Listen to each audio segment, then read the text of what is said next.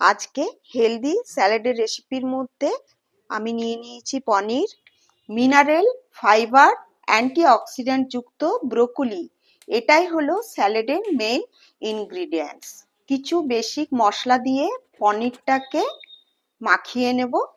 পনিরের গুণাবলী সম্পর্কে নতুন করে কিছু বলছি না। পনিরটাকে নুন, হলুদ, জিরে গুঁড়ো দিয়ে মাখিয়ে নেব। একটা প্যানের মধ্যে বাটার দিয়ে পনিরগুলোকে হালকা ফ্রাই করে নেব। এরপর ব্রোকলিগুলোকে দিয়ে দেব। একটু স্বাদ মতো নুন দিয়ে তারপরে দিয়ে দেব সুইট কর্ন। কম আঁচে ঢাকা দিয়ে ব্রোকলি সেদ্ধ হওয়া পর্যন্ত ওয়েট করব।